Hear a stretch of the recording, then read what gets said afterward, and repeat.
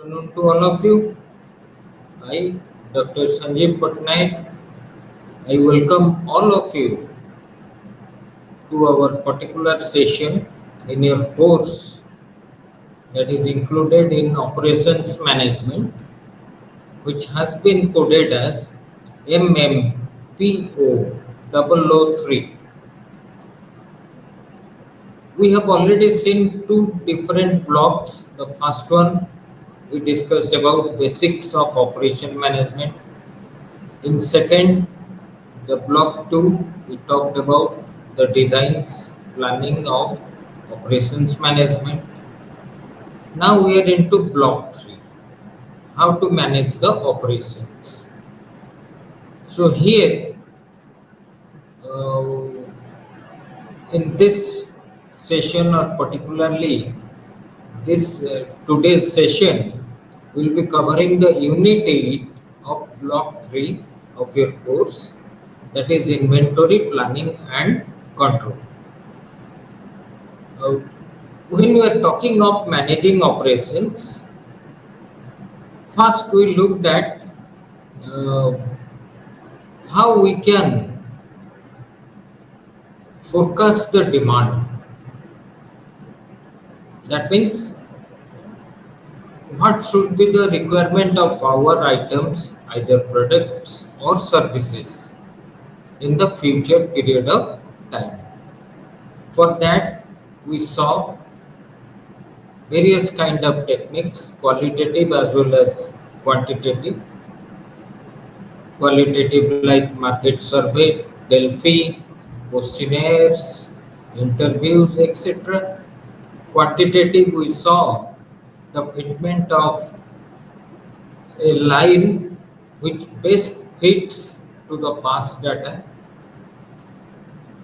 and we tried to frame the equation of the line in the format of y is equal to a plus bx. We also saw moving averages. We also tried to have a glance at if I am adopting a particular technique of forecasting the future demand, then is it correct giving me the correct or accurate picture of the future? For that, we went on to see what is the mean absolute deviations, MAD, and we tried to see how much is the accuracy level. So according to the accuracy level, we try to adopt the approach out of a number of approaches. So in today's session, we shall try to focus on one of the important parts of an organization's endeavor to satisfy the customer requirements. That means in terms of finished goods, the items which are required to produce them and held by the organization called as inventory. So this particular unit has been entitled as inventory planning and control. So let us look at what it tries to tell us. First of all, let us try to understand what is the meaning of inventory. Uh, we'll not go to an organization right now. Let us think about our house. Suppose we live in our home. Uh, the day-to-day operations, let us take it as the cooking part. That means preparation of meals, snacks, etc.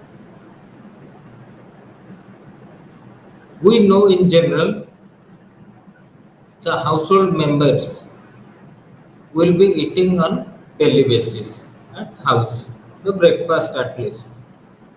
For that, how much quantity of items are required of different varieties are also easily estimated by us, and we try to store it in our storehouses.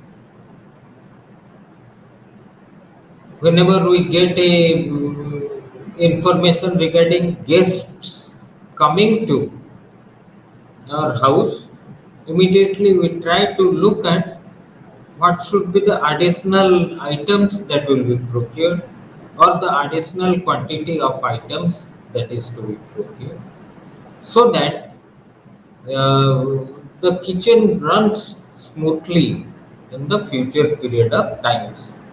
It is not that when we are in the middle of cooking some particular dish or curry, etc., we find one of the items missing and we run to the marketplace to get it.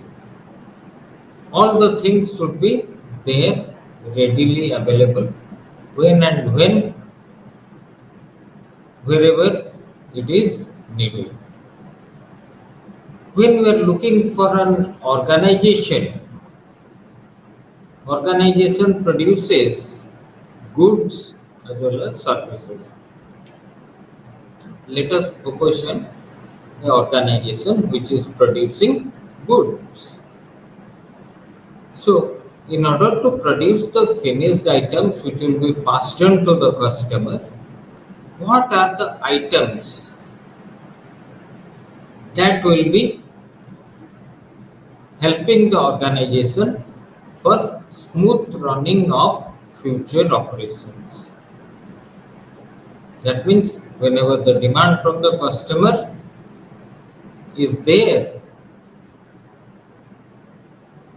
how fast we shall be able to satisfy them.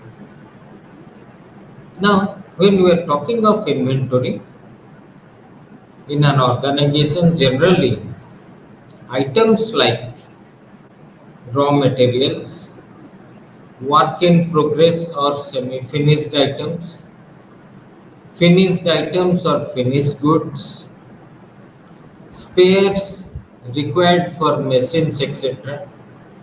That means instead of waiting for the parts to come when a machine breaks down, if we have spares, we can easily fix the machine as fast as possible. Apart from that, we shall also take into account under inventories the utilities. What are these utilities? Now, suppose the machines are running by diesel fuel. So we shall try to store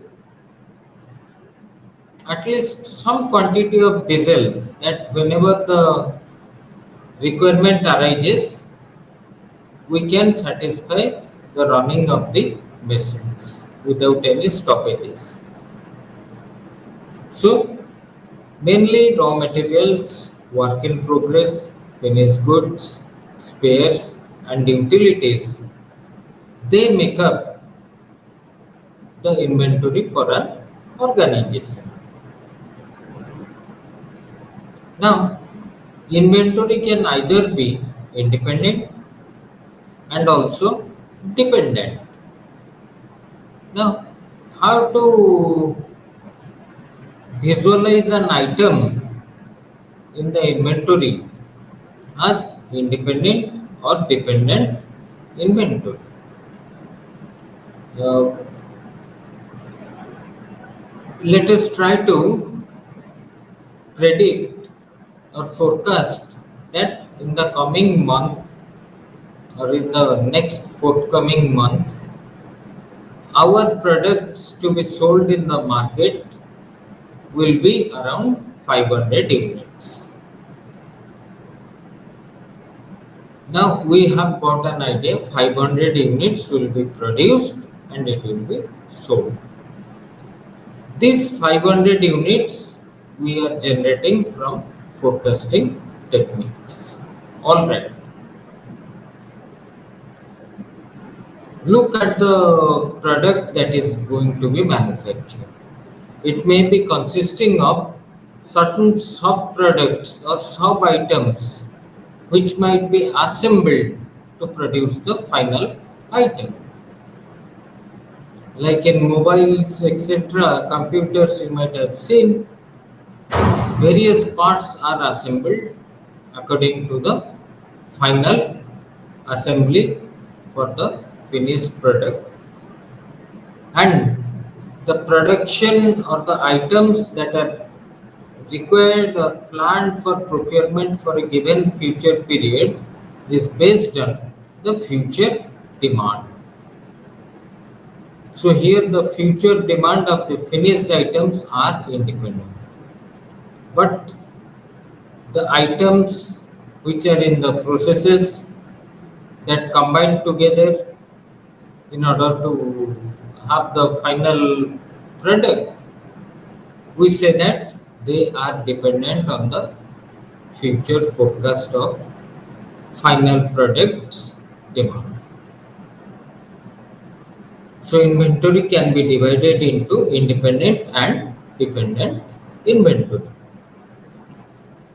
Now, what are the various concepts that we shall have an idea on while discussing about this inventory planning and control? When we are talking of inventory, we face different type of costs. First one is ordering cost. We know that we cannot have inventory of huge quantity because it will involve huge investment as well as huge space requirement or storage requirement. So, how many items are to be brought in a single lot or order, and what will be the cost involved in that in getting the item from the supplier to our factory place is our ordering cost. Now, why we call it as ordering cost? Now, we may say that we will be sending email or the WhatsApp message through online channels, online computer channels. One may feel that it is free, but it is not free. For getting the connectivity, you have to pay money to the service provider. That will form a part of the ordering cost. In earlier days, what was happening? There were a lot of letters written and posted to the supplier. Similarly, the supplier also posted letters. Use of telephones was high in placing the order. These all costs combine to form the ordering cost. Second is something called as carrying or holding cost. Suppose we get in a single order 1000 units from the supplier. It is not always that the 1000 units are immediately fed into the process to be converted into finished goods. So if they are not being utilized now, we have to properly keep them, store them, and for that we shall be having or incurring some kind of costs like rental cost, like lease cost, like electricity bill of the place where you are setting up your inventory, the security person charges, the inventory manager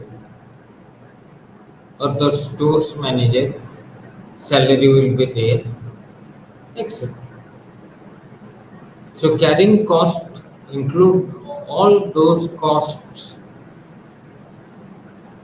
which help to keep the item in proper shape and condition in the organization or outside organization. You may say that the godowns, etc. Next is setup cost. When we get things from outside, that means we get our items from the supplier. In that case, ordering cost arises.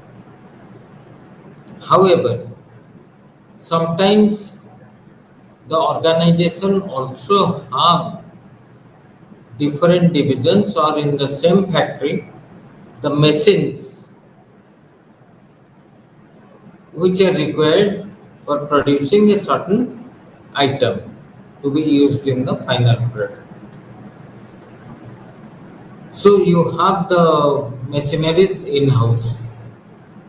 You can use that to produce as and when required. So here the question of the setup arises. What is that setup? Now one, we can say, suppose uh, let us take the example of an AC. As we switch on the AC, all of us might find the fan of the AC starts.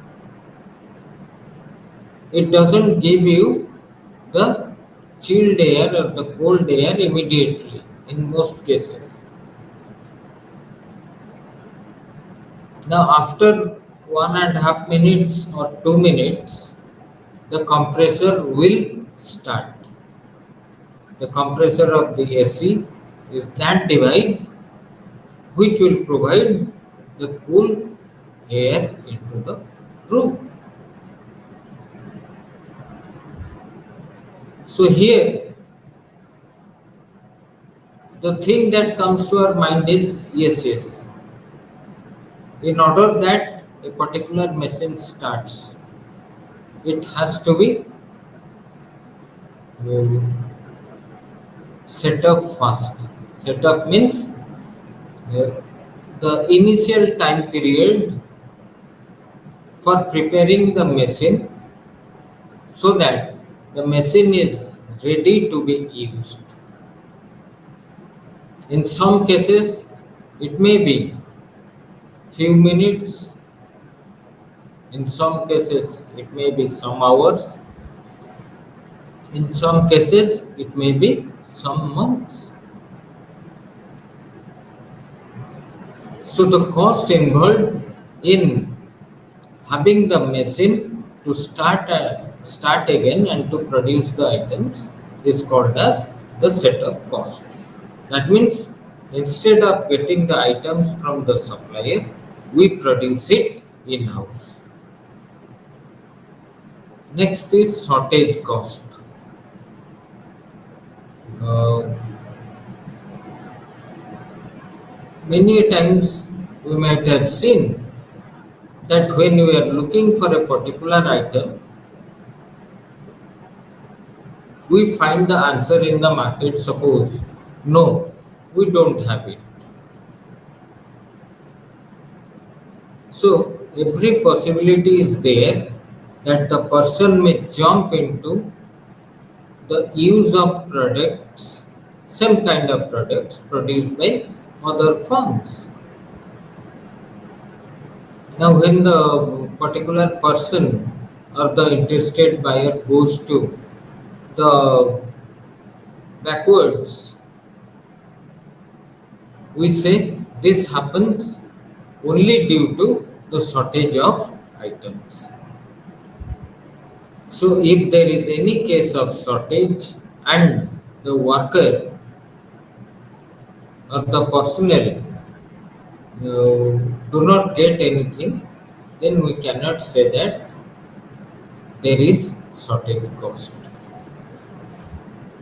So, losing a customer due to unavailability of our finished goods or our incapacity to produce that many units to satisfy the needs immediately, which may lead to the particular customer going away to our competitor or other firms in the same line of business.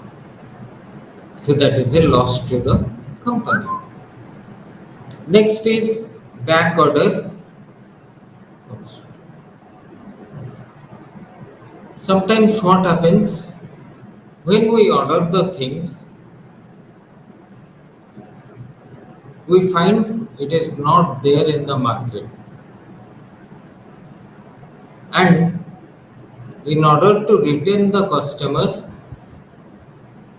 the company might be having some kind of policy like uh, please note down the customer's contacts so that we'll try to satisfy the need as soon as possible.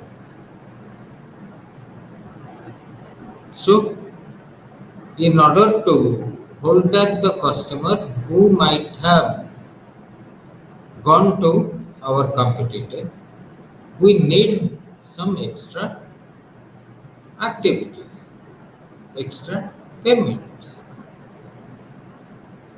so that what will happen? Uh, the cost involved, the back order cost involved will reduce. Next concept that we shall be discussing is lead time. All of us know that in India or in most of the countries, the bulk movement of items from the place where it is extracted or produced or excavated are taken to the boss office.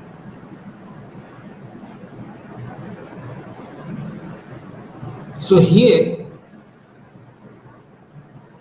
when we place an order, it is not always that immediately the order arrives at the factory gate.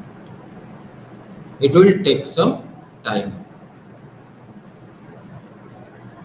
So, the time gap between placing the order and receiving the items which has been ordered is called as the lead time. Now, what are the different types of inventory? One is pipeline inventory. What I understand by it, now we can say that in order to have the smooth functioning of our operational process so that the requirement of the customer are satisfied easily, our supply of items to produce the finished product should be on a continuous basis. That means our business will run smoothly and continuously. Second is the buffer. We know that uh, our country is prone to various kind of uh, conditions or weather related hazards like cyclones, like our tsunamis, or most widely caused that is included is the, we can say, strikes, roadblocks, etc. Out of nowhere, some people will come and they will put a stop on the grow. So thereby you might lose time, and when the items reach the factory place, what will be happening? Na? The production might have come to an halt. So in order that we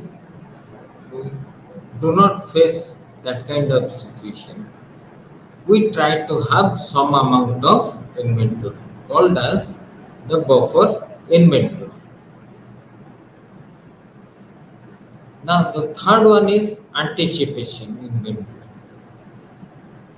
Many products are there which will be showing different demand patterns in any particular given year. For example, cold drinks. We may find the sale of cold drinks will be rising very rapidly during the summer months. So, by anticipating the future, we try to fix what should be the amount which will be stored so as to overcome any kind of shortages.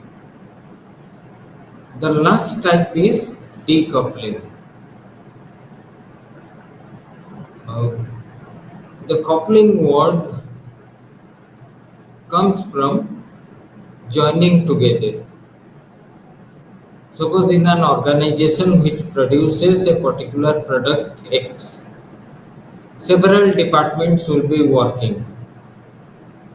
So each department will be having close contact with others so that each one's requirement etc. will be known. Uh, when we are producing in a chain, we generally make a mistake of fixing the target of production of each assembly part to be used in the final product in a different way. If it is fixed in a particular time period range, then what will happen? Now, if a particular surge in the requirement will be there from the customer side, then we cannot satisfy that easily. So by decoupling, what we mean, each division, each uh, processing unit will go on producing independently. Whatever is required as the final assessment to be supplied to the investors or to the customers in the marketplace, we shall decouple or use the items stored at various departments.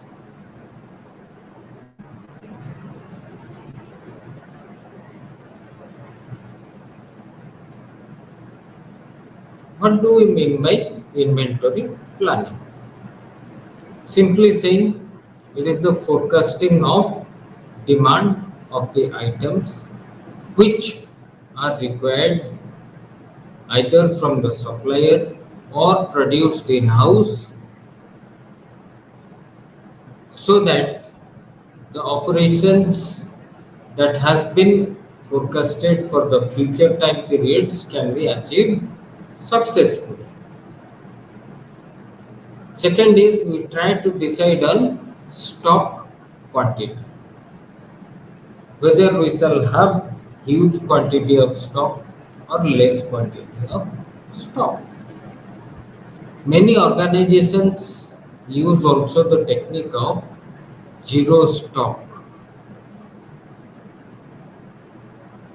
That means they use a particular technique called as just in time, JIT.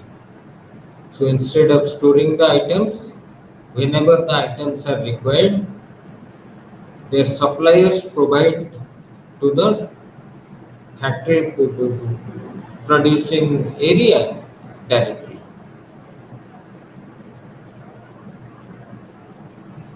Next is ordering time. When to order.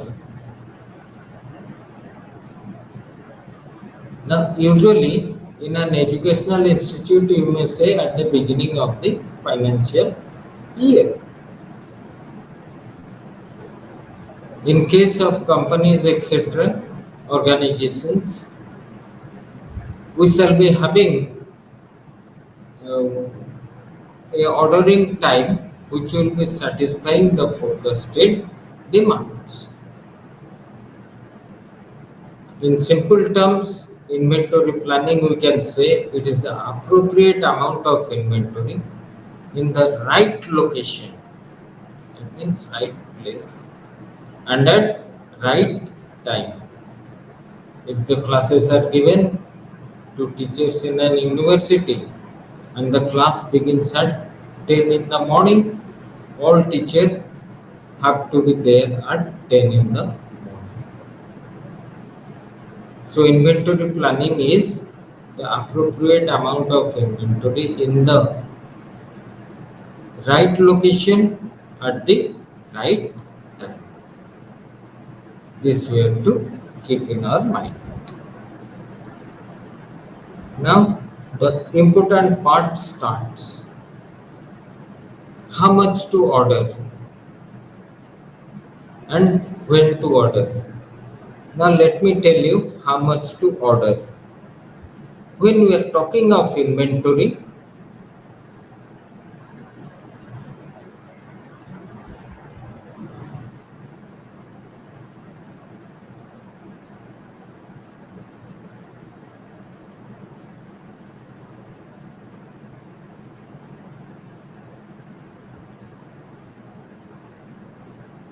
our question is storing of the items required for smooth operation.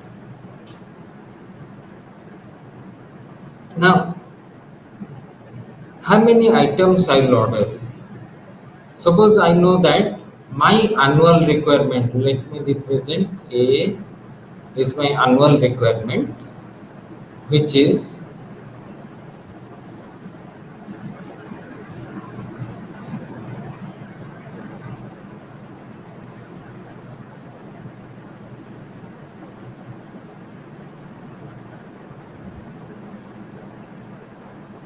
10,000 units.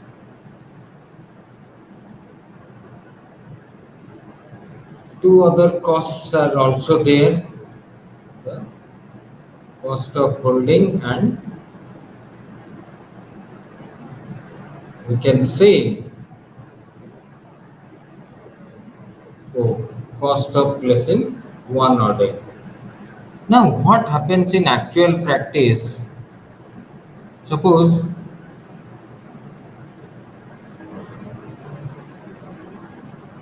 this is our annual requirement of items, the total 1000 units. Suppose I want to get in 4 orders. So if I want to get it in 4 orders, then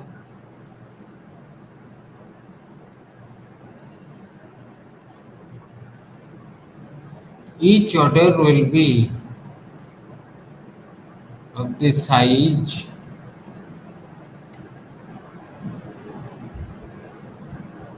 2500 units.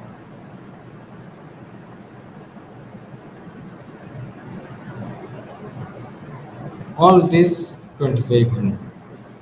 So we can say we are placing how many orders here? Now 1, 2, 3, 4. So the number of orders is 4. Now I'll take the same thing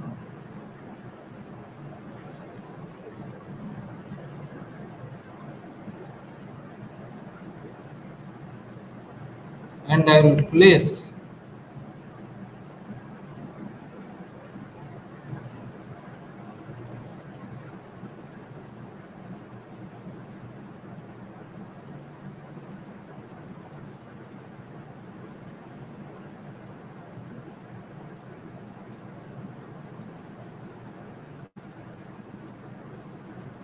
Suppose 16 orders. Earlier it was 4 orders, here we are having 16 orders. So when I check up 16 order, 10,000 units are required. So per order, how much I will be getting? Now 10,000 divided by 16. So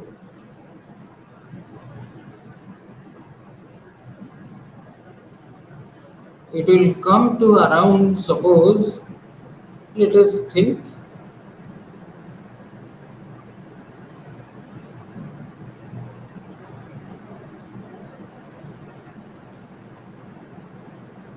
each order size is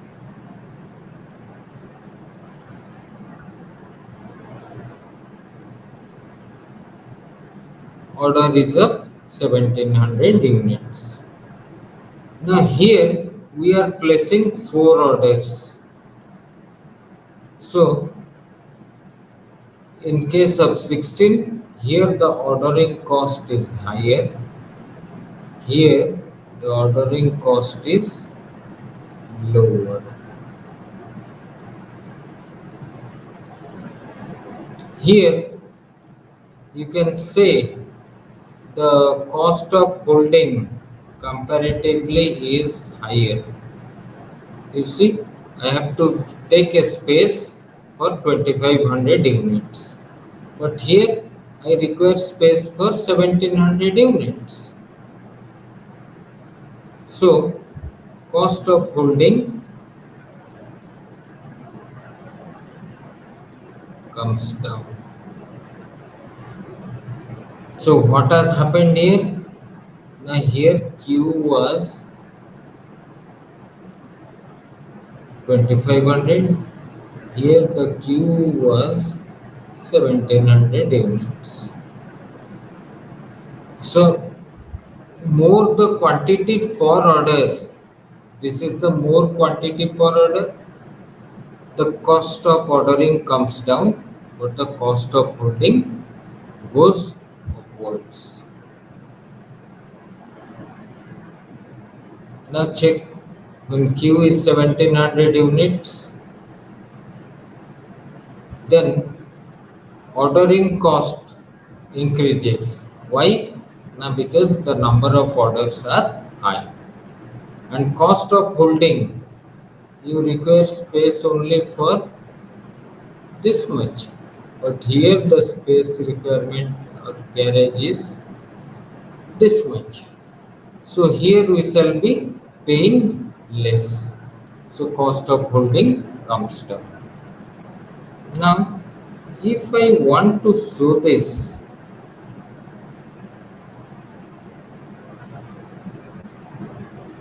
in a particular graph,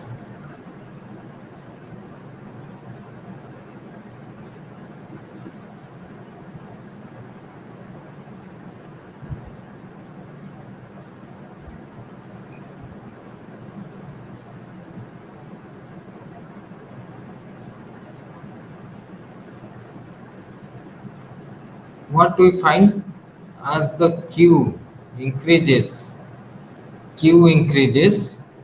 ordering cost decreases.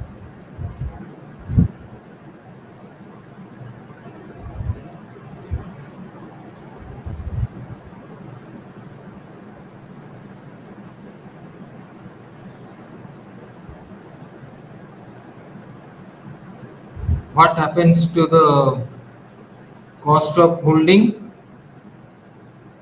As the size of order increases, holding cost CH increases. So both of them are behaving in a opposite way. And if I want to find out the total cost,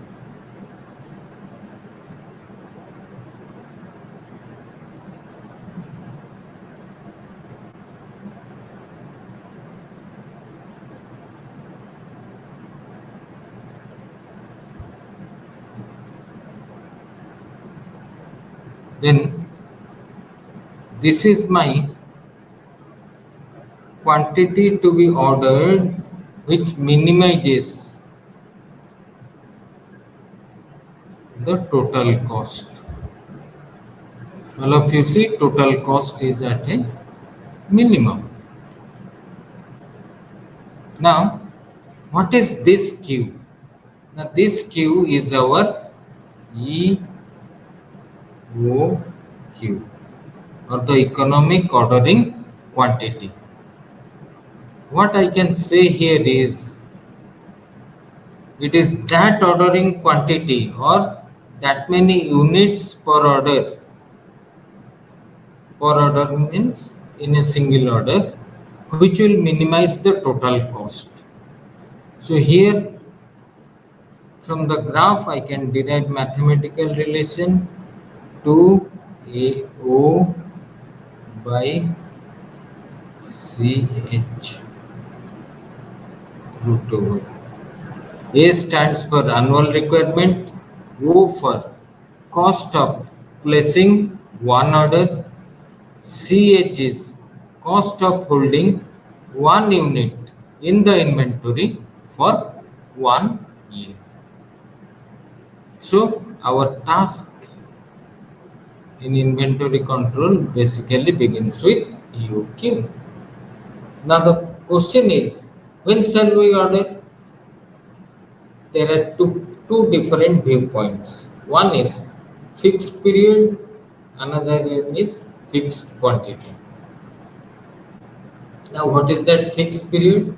Suppose I say that the first of every month I will check my inventory and place an order. That means the time is constant, but the ordering size is not constant. Q system, fixed quantity system. One may say that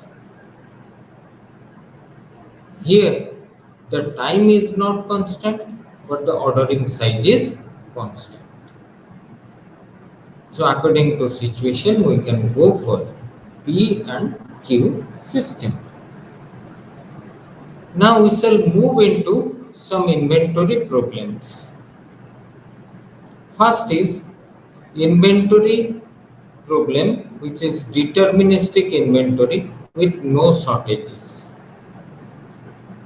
I have taken an example, X Limited needs 10,000 units per annum. That means annual requirement is 10,000 units. Each costing rupees 50. That means per unit cost is rupees 50. Cost per order is 200. And holding cost is 25%. Let us remember, holding cost is always calculated on the unit price of the item. Now first we shall calculate EOQ. So here what are the information I am getting? A, which is annual requirement, is my 10,000 units.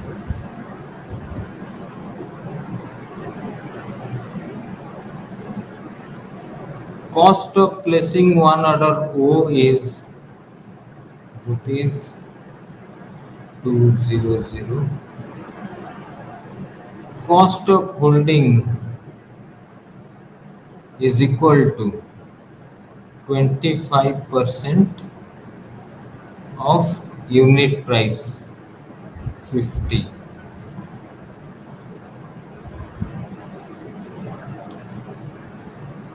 Hmm, 12.50.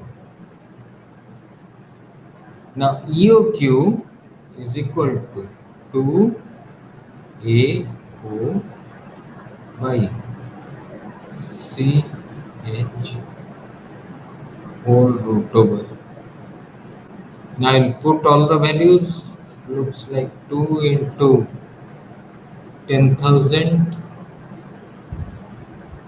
into 200 divided by 12.50 whole root over. That gives me a result of approximately 566 units. That means if I place a order of 566 units, then my total cost will be minimum. Then the second question is how many orders I shall place in a year. So number of orders in a year is equal to the annual requirement A divided by quantity ordered, that is EOQ. We can put it as 10,000 divided by 566, that is approximately equal to 17.67 equal to 18 orders. Now, how many days we shall have as time gap between two successive orders? Now, this is equal to 365. That means total number of days in a year divided by number of orders. That is, let us take 17.67. That makes it 21 days.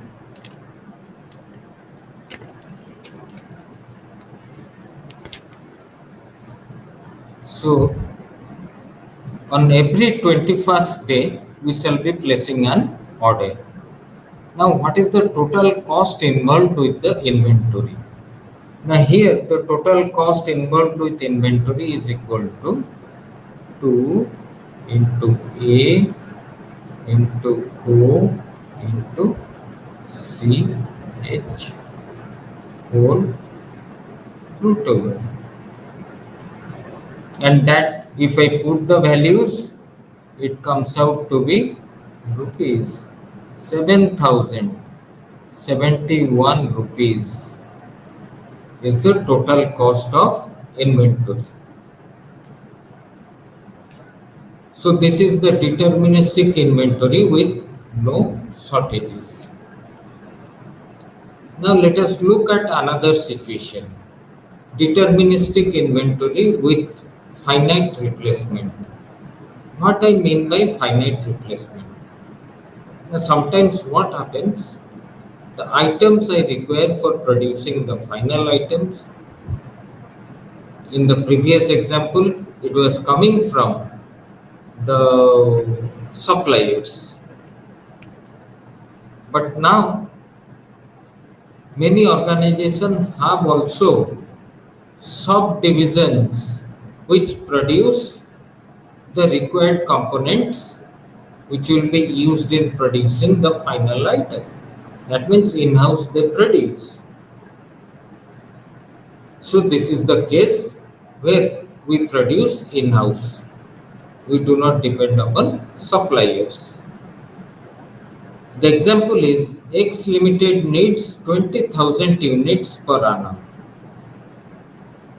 each costing rupees 50. The cost per setup is rupees 240. Why we are talking of setup? Since the machine we are having in-house, and we have seen in our discussion, in order that a machine starts, it requires certain kind of time frame within which you will be spending some amount so that the machine readies itself to start producing. So here, in order to set up the machine once, then the cost is 240 and the holding cost is 20 per unit per year. Here it is given directly. The production rate is 50,000 units per year. That means the company can produce 50,000 units per year. The question is, it is not how much we shall get from the supplier through orders, but how much we shall produce in-house by producing in batches. So we have used the term EBQ, economic batch quantity. So here EBQ is equal to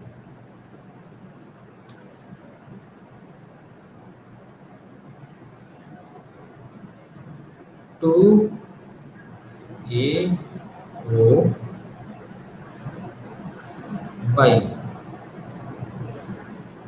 CH into 1 minus demand for a time period divided by production rate for a time period, whole root over. Now here to annual demand here given is 20,000 into cost of placing not order but it is setup cost, that is 240 divided by CH, cost of holding, that is 20 into 1 minus demand rate for per annum is suppose 20,000. I will take also the production rate for that same time period, that turns out to be 50,000. If you are taking per day, you have to take it in days per day for demand as well as production. Then we take the root over of this. That gives me a result of 895 units approximately. That means in each batch of production, I shall produce 895 units to satisfy my requirement and it will minimize the inventory cost. Now the cycle time. That means in how many days I will be running the cycle. That is 20,000 or annual demand divided by EBQ.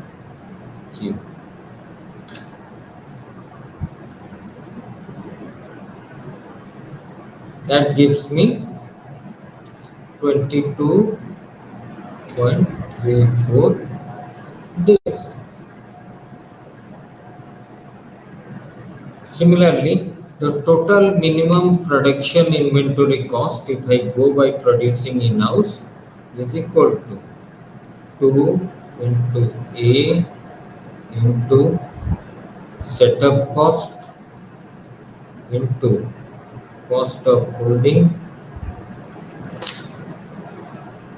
whole root over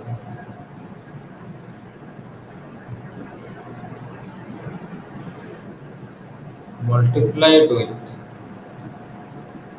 1 minus demand for a given period of time divided by production for the same unit of time.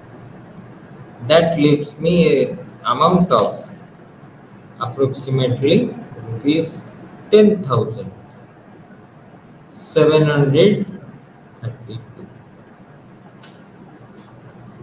So either you can get from outside or also inside.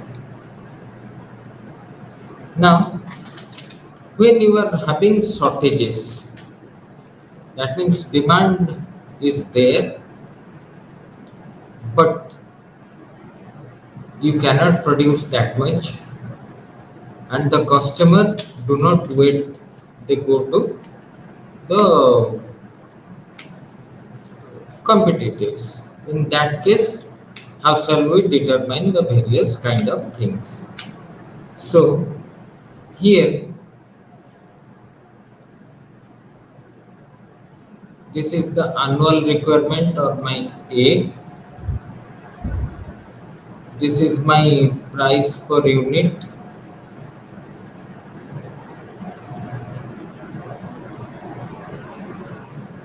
Cost of placing one order is 50, and the transportation cost, in other words, we can say is the cost of holding, same as cost of holding one. Shortage cost, this is my CS, 15 per unit per year. If I lose a customer, I have to spend this much. So the economic ordering quantity is 2 A O by C H whole root over into cost of shortage plus cost of transportation or holding divided by cost of shortage whole root over. That gives me a figure of 1790 units. How many deliveries I can make in a year? Now it is 30,000 divided by the transportation cost or the quantity.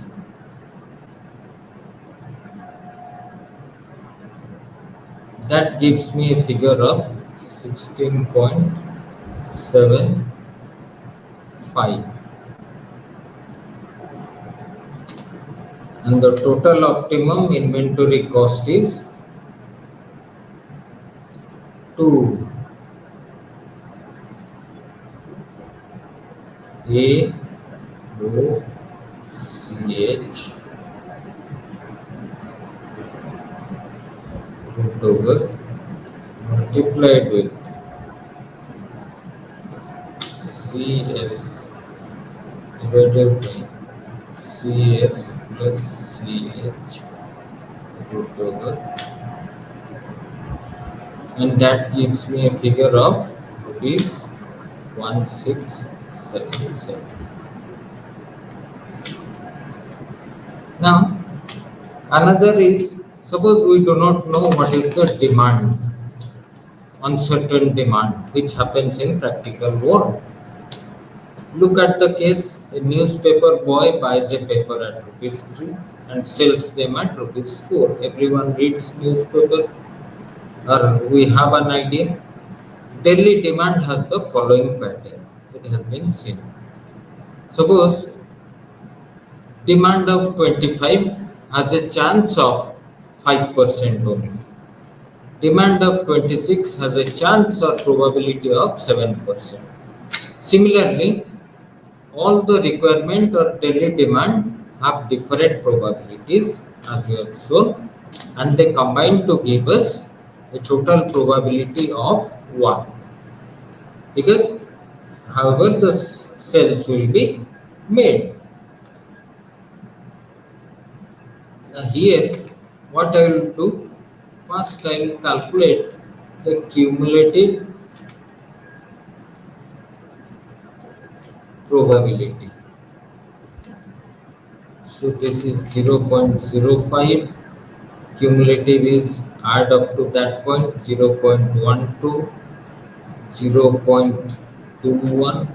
That means to that particular point, what is the total addition from the numbers behind?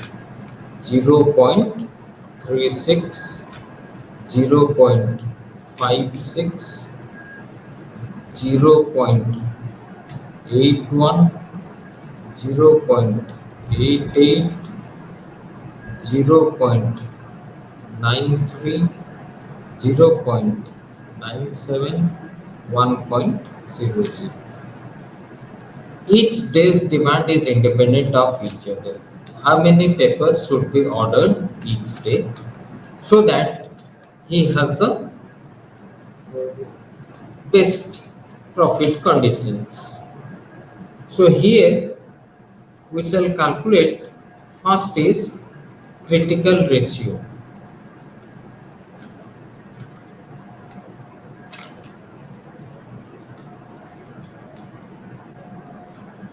that is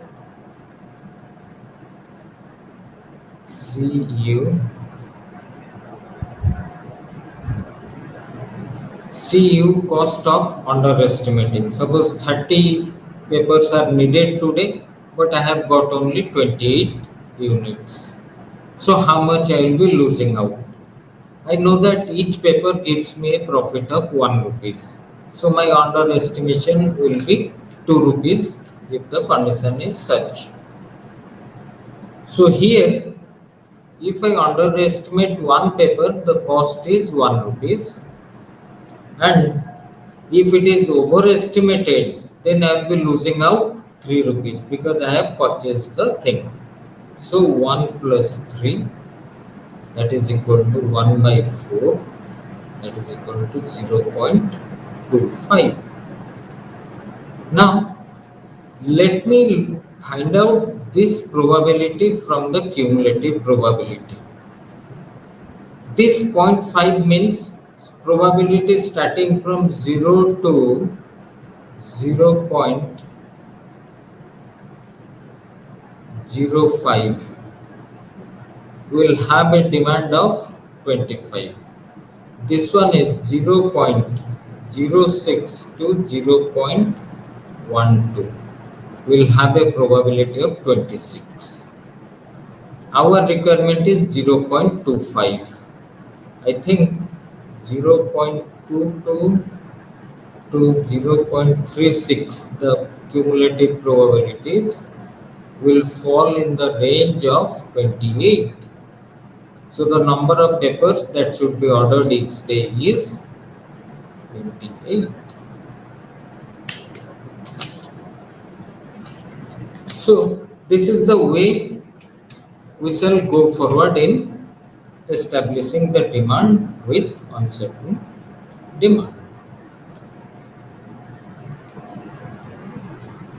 Now we have seen the inventory part and some of the techniques in order to judge how much to order or how much to produce or how much to buy when you have uncertain demand. We can utilize that practically and find out the optimality in case of inventory cost. We can look at how much will be the minimum cost. With this, let us try to finish our session today. Thank you.